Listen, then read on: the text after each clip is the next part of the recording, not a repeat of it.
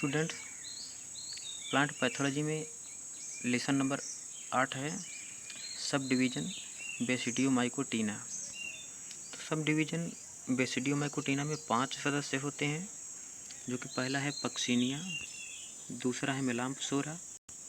तीसरा है अस्टिलेगो, चौथा है स्फेसिलोथीका और 5वां सदस्य है टॉलीपॉस्पोरियम। तो हम शुरू करते हैं पहला सदस्य पक्सिनिया के बारे में। तो इसके हम सिस्टमेटिक पोजीशन के बारे में पहले देख लेते हैं कि kingdom mycota, division eumycota, sub division basidiomycotina, class teliomycetes, order uredinales, family pucciniaceae, genus puccinia, species graminis और वैरायटी ट्रिटिसाई। तो पक्सिनिया के द्वारा कौन सा रोग लगता है, यानी इससे होता क्या है कि पक्सिनिया ग्रेमिनिस ट्रिटिसाई के द्वारा गेहूं का काला कीट या तना कीट लगता है। तो हम इसकी आवास यानी हैबिटेट के बारे में देख लेते हैं कि यह पक्सिनिएसी कुल का सबसे बड़ा वंश है, जिसमें कि 3000 से 4000 जातियाँ पाई जाती हैं, जो कि 3000 से 4000 जातियाँ सभी ग्रेमिनी एवं साइपरेसी फैमिली के आवृतबीजी पौधों में ही संपूर्ण विश्व में रोग फैलाती हैं। और इस वंश की कुछ प्रमुख फसलों में जो रोग लगते हैं वो निम्न हैं, जैसे गेहूँ, जौ, जई, बाजरा, ज्वार, मक्का, गन्ना, कपास, मूंगफली, प्याज, पुदीना, यानी अनेक पौधों में जो है कीट रोग फैलाते हैं। और इस वंश की एक प्रमुख जाति है जो कि पक्सिनिया ग्रेमिनिस ट्रिटिसाई। इसके द्वारा गेहूं में काला कीट या तना कीट लगता है, जिससे कि गेहूं के फसलों में काफ़ी नुकसान होता है। तो हम इसके जीवन चक्र के बारे में देख लेते हैं। पक्सिनिया ग्रेमिनिस ट्रिटिसाई एक जैव पोषित परजीवी कवक है और यह बहुरूपी कवक होता है, अर्थात सभी जगह उपस्थित होता है। और इसको बहुरूपी कवक क्यों कहा जाता है, क्योंकि इसके संपूर्ण जीवन चक्र में 5 अवस्थाएं पाई जाती हैं, जिसका कि दूसरा नाम भी दिया जाता है पूर्ण चक्र कीट कवक, यानी पूर्ण चक्र कीट कवक के नाम से भी इसको जाना जाता है। तो हम पहले इसकी अवस्थाओं के बारे में देख लेते हैं कि इनमें 5 अवस्थाएं कौन कौन सी होती हैं। तो पहली अवस्था है अवस्था ओ, जिसका नाम है पुमड़ुधानी या पिकनियम में उत्पन्न अचल पुमड़ु या पिकनियो बीजाणु। दूसरी अवस्था है अवस्था फर्स्ट, ईसियम या ईसीडियम में उत्पन्न ईसियम बीजाणु या ईसीडियम बीजाणु। अवस्था सेकेंड, यूरिडिनियम या यूरिडिनियम में उत्पन्न यूरिडो बीजाणु या यूरिडिनियो बीजाणु। अगली अवस्था है अवस्था थर्ड, टीलियम या टेल्यूटोसोरस में उत्पन्न टेल्यूटो बीजाणु। और लास्ट अवस्था है अवस्था फोर्थ, बेसिडियम या प्राक कवक तंतु पर उत्पन्न बेसिडियम बीजाणु या बीजाणु। तो इन 5 अवस्थाओं में से 2 बीजाणु अवस्थाएं, जो कि यूरिडिनियमी अवस्था और टीलियमी अवस्था, इनमें मुख्य प्राथमिक परपोषी के रूप में गेहूं के फसलों पर या अन्य धान फसलों पर भी पाई जाती हैं।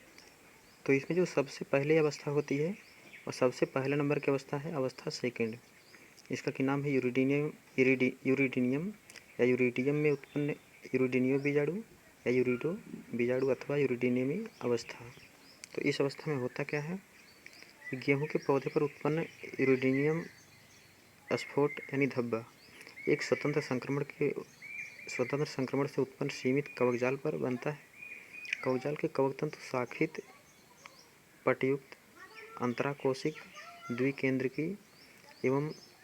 3.5 माइक्रोमीटर व्यास में होते हैं। इनसे छोटे छोटे गोल या शाखित चूसकांग निकलते हैं, जो परपोषी कोशिका में घुसकर भोजन का अवशोषण करते हैं और इनके वृंतों में या बीजाणुधारों में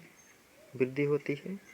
और जिसके कारण यूरिडिनियो बीजाणुओं का आकार बढ़ने लगता है और बाह्य त्वचा पर दबाव पड़ता है, जिससे कि उसे बाहर की ओर ढकेल दिया जाता है और एक स्फोट का यानी धब्बा का निर्माण हो जाता है और अंत में बाह्य त्वचा अनियमित रूप से फटकर पीछे लटक जाती है और असंख्य जंग जैसे यानी भूरे रंग के यूरिडीनियो बीजाणु प्रकट हो जाते हैं, जो कि एक कोशिक अंडाकार से दीर्घ वृत्ताकार द्विकेंद्र की भूरे रंग का और माप में 25 से 30 गुणे 17 से 20 माइक्रोमीटर तक व्यास के होते हैं और इनकी भित्ति मोटी होती है, जिनके ऊपर महीन यानी पतले पतले छोटे छोटे कांटे के समान संरचनाएं पाई जाती हैं, जिसे कि लघुशूल कहते हैं, जो कि भूरे रंग की ही होती हैं और इनके इस भाग पर समान दूरी पर प्रायः 4 मध्यवर्ती जनन छिद्र भी पाए जाते हैं, जिससे कि परिपक्व यूरिडीनियो बीजाणु वायु प्रवाहों यानी हवा के वेग के द्वारा उड़कर आसानी से दूर दूर तक पहुंच जाते हैं, जो कि हवा के ही द्वारा सैकड़ों मील तक जा सकते हैं। इनका कवक जाल अंतराकोशिक रूप में वृद्धि करता है और पादप कोशिकाओं में अपने सूचकांक भेजकर भोजन का अवशोषण करता है तथा अनुकूल तापमान मिलने पर निवेशन या प्रवेशन से 10 से 15 दिन के भीतर एक नया यूरिडीनियम बना लेता है, जिससे कि यूरिडीनियो बीजाणुओं की एक नई फसल बनकर तैयार हो जाती है। दूसरी अवस्था है अवस्था थर्ड, यानी टीलियम या टेल्यूटो सोरस में उत्पन्न टेल्यूटिव बीजाणु अथवा टीलिमी अवस्था। इसमें होता क्या है कि जब गेहूं की फसल पकने के निकट आ जाती है तो उसी समय यह जो है अपनी टीलिमी अवस्था पर ही गेहूं के फसलों पर जाकर के आक्रमण करता है। मौसम के अंत में यूरिडीनियम के कवक जाल से ही टीलियम बनते हैं, जिसमें यूरिडीनियो बीजाणु के स्थान पर टेल्यूटिव बीजाणु बनने प्रारंभ हो जाते हैं और इनका रंग गहरा या अखरोट जैसा भूरा होता है और ये माप में 40 से 46 गुणे 15 से 20 माइक्रोमीटर के आकार में होते हैं और इस प्रकार से इनमें द्विकेंद्र की कोशिका विभाजन होता है और ये अपने अनेक बीजाणुओं में परिवर्तित हो जाते हैं, जो कि यहाँ फिगर में टीलियम की यानी टीलियम अवस्था दिखाया गया है और यूरिडीनियम अवस्था को इस फिगर के माध्यम से दिखाया गया है। और टीलियम भी यूरिडीनियो बीजाणु की भांति टेल्यूटो बीजाणु तुरंत अंकुरण करने और गेहूं के फसलों पर संक्रमण करने में असमर्थ होते हैं। इस प्रकार से ठंडे क्षेत्रों में गेहूं के रोगग्रस्त मलबे पर उपस्थित टेल्यूटो बीजाणु हिमकारी तापमानों पर लंबे समय तक प्रसुप्तावस्था में खुले पड़े रहते हैं। लेकिन मैदानी क्षेत्रों में क्या होता है कि मैदानी क्षेत्रों में गेहूं की जब फसल कट जाती है तो उस समय मई या जून के महीनों में बहुत अधिक गर्मी पड़ती है, जिसके कारण इसके टेल्यूटिव बीजाणु मर जाते हैं। लेकिन वहीं ठंडे प्रदेशों में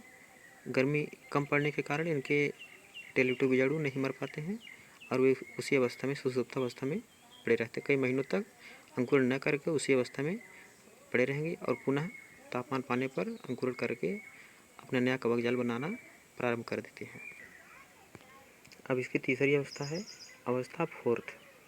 बेसिडियम या प्राक कवक तंतु पर उत्पन्न बेसिडियम बीजाणु या बीजाणुक अथवा बेसिडियमी अवस्था, यानी इस अवस्था को बेसिडियमी अवस्था भी कहते हैं क्योंकि इसमें बेसिडियम बीजाणु का निर्माण होता है। इस अवस्था में क्या होता है कि लंबे सुप्तिकाल के बाद जब सुप्तिकाल यानी डॉर्मेंसी टूटती है तो उस समय टेल्यूटिव बीजाणु अंकुरण करते हैं और प्रत्येक कोशिका में से एक लंबी पतली जो है भित्तियुक्त कचाभ और 4 कोशिकीय प्राक कवक तंतु या बेसिडियम उत्पन्न होता है और इस प्रकार से उसका सिरा फूलकर एक छोटा पतली भित्तियुक्त कचाभ एवं गोल बेसिडियम बीजाणु बनाता है। टेल्यूटिव बीजाणु के अंकुरित होते ही इसकी प्रत्येक कोशिका का द्विगुणित केंद्रक एक अर्धसूत्री विभाजन द्वारा 4 अगुणित केंद्रकों में बंट जाता है। इसके टेल्यूटो बीजाणु एवं पराग कवक तंत्र दोनों मिलकर बेसिडियमी उपकरण का निर्माण करते हैं, जो कि टीलियोबेसिडियम के नाम से जाना जाता है। और पक्षिनिया की चौथी अवस्था है अवस्था ओ, पुमड़धानी अवस्था ओ, जिसका कि नाम है पुमड़धानी या पिकनिया में उत्पन्न अचल पुमड़ या पिकनियो बीजाणु। इसमें क्या होता है कि बेसिडियम बीजाणुओं का अंकुरण केवल एकांतर परपोषी बारबेरिस तथा महोनिया की जातियों में पौधों की पत्तियों पर ही होता है। बारबेरिस क्या होता है कि बारबेरिस जो कि अपने क्षेत्रों में गांव में बारबेरिस को भटकटेरी के नाम से भी जाना जाता है। और महोनिया जो पहाड़ी क्षेत्रों में पाया जाता है, यानी जहाँ पे ज़्यादा गर्मी पड़ती है वहाँ बारबेरी के प्लांट पे यानी भटकटेरी के पौधे पर, और जहाँ पे ठंडी पड़ती है वहाँ महोनिया के पौधे पर अपना जीवन चक्र व्यतीत करता है। तो मैदानी क्षेत्रों में इसका बेसिडियम बीजाणु बारबेरी के पौधों की तरुण पत्तियाँ यानी पुरानी पत्तियों पर गिरता है और वहाँ उपस्थित होकर के अंकुरण करने के पश्चात नलिका बनाता है और जल की उपस्थिति में अंकुरण करके अपना जीवन चक्र बिताता है। तो यह बारबेरी यानी भटकटेरी के पौधों की पत्तियों में उसके टिश्यूओं में अपना चूसकांग सेट कर लेता है और वहीं से उस टिश्यू के द्वारा अपना भोजन बना करके 3 से 4 दिन में अपना कवक जाल बना लेता है, जिससे पत्ती की ऊपरी सतह पर त्वचा के नीचे एक छोटी पीली फ्लास्क रूपी पिकनियम या पुमड़धानी विकसित हो जाती है और दबाव डालने पर उसके बाद त्वचा फट जाती है और उसमें से ढेर सारे पिकनियम बीजाणु एक पतले मुख यानी आस्यक के द्वारा बाहर निकल जाते हैं। और जब इसके पिकनियो बीजाणु बाहर आते हैं तो बाहर आने से पहले ही उसमें एक शहद जैसे कुछ चिपचिपे पदार्थ लिपट जाते हैं, जिससे कि वे नष्ट नहीं हो पाते हैं और उससे निकले चिपचिपे तरल की गंध और मिठास से कीट इनकी ओर आकृष्ट होते हैं, जिनके मुखांकों एवं शरीर से पिकनियो बीजाणु चिपक कर दूसरी निषेच से पिकनियम के ग्राही कवक तंतुओं पर पहुंच जाते हैं और वहां पर उनका निषेचन हो जाता है और वर्षा के जल या ओस के द्वारा भी एक दूसरे स्थान पर भी जा सकते हैं। और इसकी अंतिम अवस्था है 5वीं अवस्था फर्स्ट, जिसका कि नाम है ईसीएम या ईसीडियम में उत्पन्न ईसीएम बीजाणु या ईसीडियम बीजाणु अथवा इसको ईसीएमी अवस्था के नाम से भी जाना जाता है। इसमें होता क्या है कि द्विकेंद्र के भवन के उपरांत द्विकेंद्र की कवक जाल पिकनियम के नीचे पत्ती की निचली सतह की ओर अथवा वृंतों एवं फलों पर उपस्थित पिकनियमों की परिधि की ओर अंतराकोशिक रूप में वृद्धि करता है और मोटे कवक जाल बना करके एक चटाई के रूप में निर्माण हो जाता है। ईसीएम बीजाणु एक कोशिक द्विकेंद्र की गोलाकार या षटकोणीय अस्पष्ट मोटी भित्ति युक्त लघुकंटकी या शूल युक्त अर्थात कंटीले टाइप में जो कि माप में 14 से 26 माइक्रोमीटर व्यास के होते हैं। ईसीएम बीजाणु दबाव के कारण कवक फल भित्ति एवं बाह्य त्वचा दोनों फट जाती है, जिस कारण से चमकीले पीले ईसीएम बीजाणु प्याले से बाहर वायुमंडल में बिखर जाते हैं, जो कि एक प्याले